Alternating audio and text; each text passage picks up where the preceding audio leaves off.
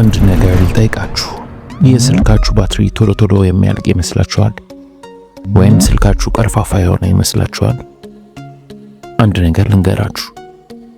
ስልካችን በአዲስነቱ ስንገዛው ጀምሮ ባይዲፎልት ኦን ተደርገው ሴት የተደረጉ ድብቅ ሴቲንጎች አሉት። በአብዛኞቹ ደግሞ በጸጥታ ሳይታወቅባቸው በባክግራውንድ ላይ ራን ስለሚያደርጉ ባትሪያችንን ይጠቀማሉ፣ እንዲሁም ስልካችንን ቀርፋፋ እንዲሆን ያደርጉታል። ለዚያውም ሳንጠቀማቸው። ብዙ አትጨነቁ። አሁን እነዛን ሁሉም ሰው ማለት በሚባል ደረጃ የማያውቃቸውን ባይዲፎልት ኦን ተደርገው ሴት የተደረጉትን ድብቅ ሴቲንጎች እንዴት አግኝታችሁ ኦፍ እንደምታደርጓቸው ስቴፕ ባይ ስቴፕ አሳያችኋለሁ። ይህንን ቪዲዮ አይታችሁ ስጨርሱም ምንም አይነት አፕ ኢንስታል ሳታደርጉና ውስብስብ የሆነ ዘዴ ሳትጠቀሙ ስልካችሁን ፈጣንና ባትሪውም ረዘም ላለ ጊዜ የሚቆይ እንደሚሆን አትጠራጠሩ። ከወዲሁ ቪዲዮ ላይክ አድርጋችሁ ጀምራችሁ እስከ መጨረሻው ተከታተሉ።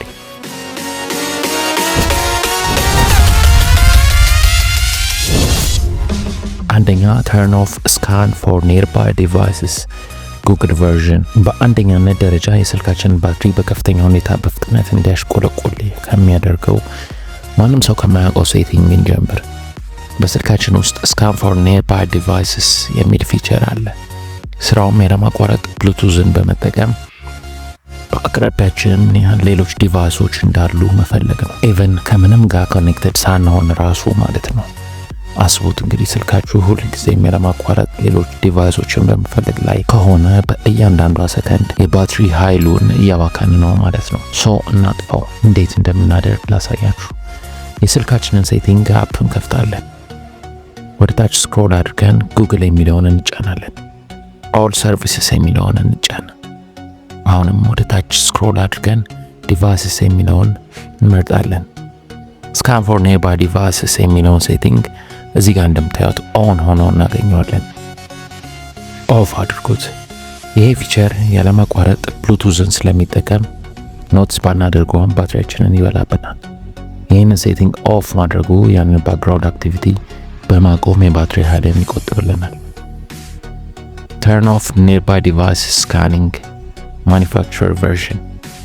ምንም እንኳን አስቀድመን ያየነው የጉግል ቨርዥን ኒርባይ ዲቫይስ ስካኒንግ ፊቸር ብናጠፈውም የስልካችሁ ብራንድ የራሱ የሆነ ተመሳሳይ ፊቸር ሊኖረው ይችላል።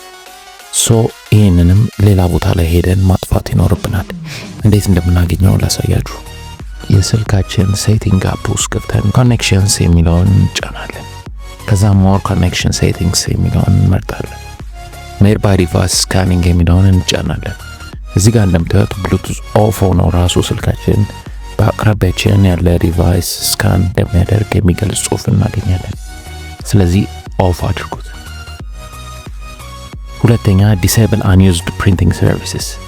ምንም እንኳን አንዴም ተጠቅመነው ባናውቅ ስልካችን ሁልጊዜም ያለማቋረጥ ፕሪንተሮችን ባክግራውንድ ላይ ሰርች እንደሚያደርግ ታውቁ ነበር? አብዛኞቹ ስማርትፎኖች ዲፎልት ፕሪንት ሰርቪስ ከሚባል ፊቸር ጋር ይመጣሉ። ይህም ያለማቋረጥ ፕሪንተሮችን ባክግራውንድ ላይ ስካን ያደርጋል። ይህ ደግሞ የተወሰነ የባትሪ ኃይል እንዲሁም የዋይፋይ ዳታ ሪሶርስን ይጠቀማል። እንደ አብዛኛው ሰው ከስልካችን በቀጥታ ፕሪንት የማናደርግ አይነት ሰዎች ከሆንን ይህን ፊቸር ኦፍ ማድረጉ ብዙ ሪሶርስ ይቆጥብልናል። ወደፊት የሆነ ሰዓት ላይ ፕሪንት ላደርግ እችላለሁ ብላችሁ ካሰባችሁ ይህን ፊቸር በቀላሉ መልሰን ኦን ማድረግ ስለምንችል አትጨነቁ። ስለዚህ እንዴት ዲሴብል ማድረግ እንደምንችል አሳያችሁ። አሁንም የስልካችን ሴቲንግ አፕ ውስጥ እንገባለን። ሰርች ባሩ ላይ ፕሪንቲንግ ብለን ስንጽፍ ከስር የሚመጣውን ፕሪንቲንግ የሚል ሴቲንግ እንጫናለን። ደግመን ፕሪንቲንግ የሚለውን እንመርጣለን። ዲፎልት ፕሪንት ሰርቪስ የሚለውን ሴቲንግ እዚህ ጋር እንደምታዩት ኦን ሆኖ እናገኘዋለን።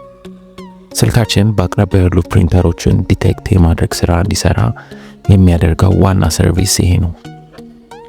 እሱን ተጭነን ስንገባ ያው እንደምታዩት አውቶማቲካሊ ሰርቺንግ ፎር ፕሪንተርስ ብሎ ሁሌም ያለማቋረጥ በመፈለግ ላይ እንደሆነ ማየት እንችላለን። ሬጉላርሊ ከስልካችን ቀጥታ ፕሪንት የማናደርግ ከሆነ ኦን የነበረውን ኦፍ እናደርገዋለን። ሶስተኛ ዲጂታል ዌልቢንግ ኤንድ ፓረንታል ኮንትሮልስ። ይሄ በስልካችን ውስጥ ያለ ፊቸር የስልክ አጠቃቀማችንን የተከታተለ ማኔጅ ያደርግልናል። ለምሳሌ በምን ጊዜ ልዩነት ስልካችንን ሎክ እንደምናደርግ እንዲሁም በእያንዳንዱ አፕ ላይ ምን ያህል ጊዜ እንደምናሳልፍ እና የመሳሰሉትን ሞኒተር ያደርጋል። ምንም እንኳን እነዚህን ፊቸሮች ባንጠቀማቸው ራሱ ስልካችን እነዚህን ዳታዎች ባክግራውንድ ላይ ይሰበስባል። በዚህ ምክንያት የስልካችን ባትሪ ኃይል ይጠቀም እንዲሁም ስልካችንን ቀርፋፋ ያደርገዋል። ስለዚህ ይህንን ፊቸር የማንጠቀምበት ከሆነ ፊቸሩን ተርን ኦፍ ማድረጉ ይጠቅማል። ይህንን ፊቸር ዲሴብል ለማድረግ የስልካችን ሴቲንግ አፕ ውስጥ ገብተን ወደ ታች ስክሮል አድርገን ዲጂታል ዌልቢንግ ኤንድ ፓረንታል ኮንትሮልስ የሚለውን እንጫናለን። ከላይ በስተቀኝ በኩል ያለውን 3 ነጠብጣብ ሜኒው ተጭነን ሴቲንግስ የሚለውን እንጫናለን። ዩዜጅ ዳታ አክሰስ የሚለውን ስንጫን ዲናይ አክሰስ ቱ ዩዜጅ ዳታ የሚል ፖፕ አፕ ያመጣልናል። በድጋሚ ሴቲንግስ የሚለውን እንጫናለን። ዲጂታል ዌልቢንግ ከሚለው ስር አላው ፐርሚሽንስ የሚለውን ስዊች ኦፍ እናደርገዋለን። ባክግራውንድ ላይ ራን ከሚያደርጉ ነገሮች አንዱን ራሱ በመቀነስ የስልካችን ፍጥነት እንዲሁም የባትሪ ቆይታ ላይ የሆነ መሻሻል እናያለን። አራተኛ አፕ ኖቲፊኬሽንስ። ሁሉም አፖች ኖቲፊኬሽን መላክ ይወዳሉ። እያንዳንዷ ኖቲፊኬሽን አለርት ስልካችንን ከተኛበት ይቀሰቅሷል፣ የስክሪናችንን መብራት ያበራል፣ እንዲሁም ፓወር እና ባክግራውንድ ዳታ ይጠቀማል። ይሄንን ስልካችን ላይ በተጫኑት የአፕሊኬሽኖች ብዛት አባዙት። ይህንን ማኔጅ ለማድረግ አሁንም የስልካችን ሴቲንግ አፕ ውስጥ እንገባለን። በመቀጠል ሰርች ማድረጊያው ላይ ኖቲፊኬሽንስ ብለን ሰርች ስናደርግ ኖቲፊኬሽንስ ብሎ የሚመጣውን እንጫናለን። ከዛም አፕ ኖቲፊኬሽንስ የሚለውን እንጫናለን። እዚህ ጋር ኖቲፊኬሽንስ አለርት የሚልኩ አፖችን ሊስት እናገኛለን። ስለዚህ በዚህ ሊስት ውስጥ ብዙም የማንጠቀማቸውን አፖች ኖቲፊኬሽን አለርት ሴቲንጋቸውን ስዊች ኦፍ እናደርጋለን። ከፌስቡክ፣ ቴሌግራም፣ ዋትስአፕ፣ ካሌንደር እና ከመሳሰሉት አፖች የሚላኩት ኖቲፊኬሽኖች አስፈላጊ ሊሆኑ ስለሚችሉ እነሱን ኦን እንዲሆኑ እንተዋቸዋለን። የኖቲፊኬሽን አለርቶች መጠን መቀነስ አትኩሮታችን ቶሎ እንዳይሰረቅ ይረዳናል። የስልካችንን ባትሪ ቶሎ እንዳያልቅ ያግዛል። እንዲሁም በአጠቃላይ ለስልካችን ፍጥነት መጨመር አስተዋጽኦ ከፍተኛ። አምስተኛ ፕሮቴክት ፎም ባትሪ ለሚቻርጅ ቱ 85%። ይህ ቲፕ አብዛኛው ሰው የማያስተውለው ነገር ግን ለስልካችን ባትሪ ላይፍ ሱፐር ኢፌክቲቭ ቲፕ ነው። ይህ ፊቸር የስልካችን ማክሲመም ቻርጅ 85% ላይ ሊሚት ያደርገዋል። ይህ ደግሞ በሚገርም ሁኔታ የስልካችን የባትሪ ዕድሜ ያራዝማል። ምክንያቱም ምን መሰላችሁ? ስልካችን እስከ 100% ድረስ ቻርጅ አድርጎ እዛው እንደተሰካመተ ወይም መርሳት ባትሪው ላይ ከፍተኛ ጫና በማሳደር እድሜውን በፍጥነት ያሳጥረዋል። በዚህ ምክንያት ስልካችንን ቶሎ ቻርጅ እንድናደርግ እንገደዳለን። በመጨረሻም ባትሪው ዴድ ስለሚሆን በሌላ መቀየር የግድ ይሆናል። ስለዚህ የስልካችንን ማክሲመም ቻርጅ 85% ድረስ ብቻ አድርጎ ሊሚት በማድረግ ኦቨርሂቲንግ እንቀንሳለን። የባትሪ ኃይል የመያዝ አቅም በፍጥነት መላሸቅ እንከላከላለን።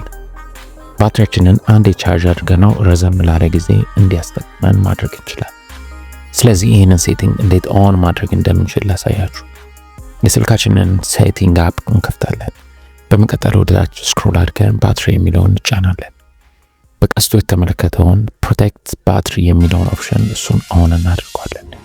ይህንን ሴቲንግ አንዴ ኦን ካደረግነው በኋላ ስልካችንን ቻርጅ ስናደርግ 85% ላይ ሲደርስ አውቶማቲካሊ ቻርጅ ማድረግ ያቆማል።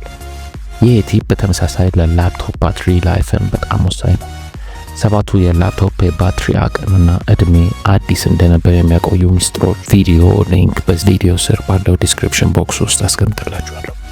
የላፕቶፕ ባለቤት ከሆናችሁ እሱም ቪዲዮ እዩትና ከዛም ታመሰግኑኛላችሁ። ክቡራን የቻናላችን ቤተሰቦች ቪዲዮ እንደወደዳችሁ ተስፋ አደርጋለሁ። ተመሳሳይ ጠቃሚ ቪዲዮዎች እንዳያመልጣችሁ እንዲሁም በፍጥነት ቀድማችሁ እንድታገኙ ለዚህ ቻናል አዲስ የሆናችሁ ሰብስክራይብ በማድረግ የቻናላችን ቤተሰብ እንድትሆኑ ጋብዛችኋለሁ።